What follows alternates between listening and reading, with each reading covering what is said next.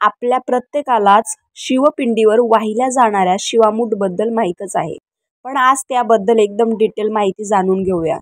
शंकराला श्रावणातल्या सोमवारी वाहायची धान्याची मूठ म्हणजे शिवामूठ. शिवामूठ वाहताना भगवान शंकरांची गंध, फुलं, बेलांची पाने वाहून पूजा करतात. शिवामुठीचे प्रत्येक सोमवारचे धान्य निराळे असते. नवविवाहित सुवासिनी शिवामूठ आवर्जून वाहतात. पहिल्याच सोमवारी तांदूळ वाहतात, दुसऱ्या सोमवारी तीळ वाहतात, तिसऱ्या सोमवारी मूग वाहतात, चौथ्या सोमवारी जव वाहतात आणि यदाकदाचित 5वा सोमवार आलाच तर त्या सोमवारी सातूची मूठ वाहतात. श्रावण सोमवारच्या शिवामुठीची धार्मिक कहाणी. आटपाट नगर होतं. तिथे एक राजा राहत होता. त्या राजाला 4 सुना होत्या. 3 आवडत्या होत्या आणि 1 नावडती होती. आवडत्या सुनांचं तो चांगलाच प्रतिपाळ करी. नावडतीला जेवायला उष्ट, नेसायला जाडभरडं, राहायला गुरांचं बेडं दिलं, गुराख्यांचं काम दिलं. पुढं श्रावण मास आला. पहिला सोमवार आला. ही राणी गेली. नागकन्या देवकन्याची भेट झाली. त्यांना विचारलं, बाई बाई कुठं जाता? महादेवाच्या देवळी जातो, शिवामूठ वाहतो. यानं काय होतं?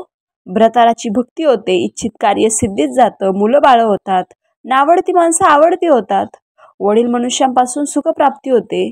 मग त्यांनी हिला विचारलं, तू कोणाची कोण बाई? मी राजाची सून, तुमच्याबरोबर येते. ही त्यांच्याबरोबर देवळात गेली. नागकन्या देवकन्या वसा वसू लागल्या. नावडती म्हणाली, काय ग बायांनो, वसा वसता?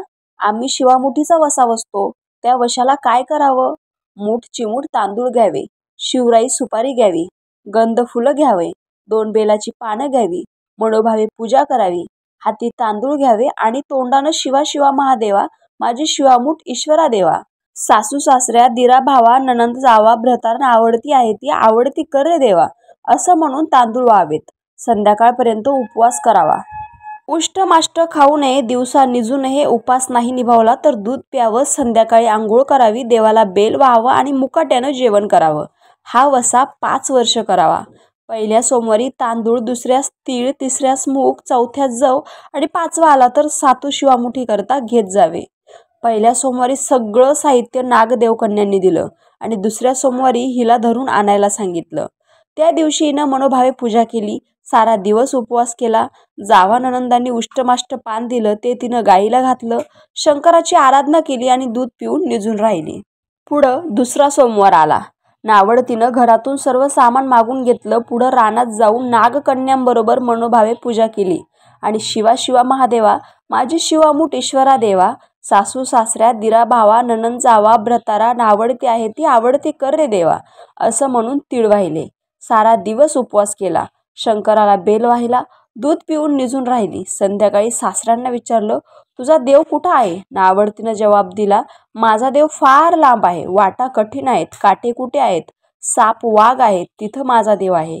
पुढं तिसरा सोमवार आला.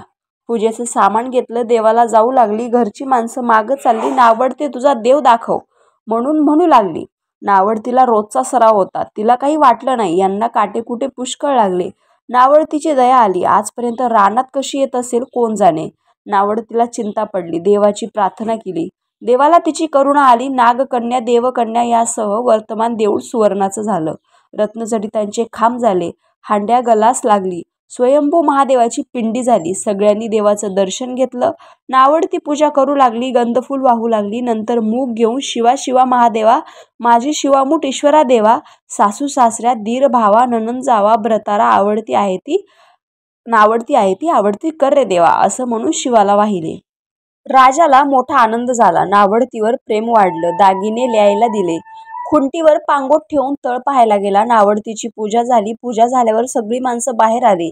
इकडे देऊळ अदृश्य झालं. राजा परत आला. माझं पांगोट देवळी राहिलं. देवळाकडे आणायला गेला. तो तिथे एक लहान देऊळ आहे. तिथे एक पिंडी आहे. वर आपण केलेली पूजा आहे.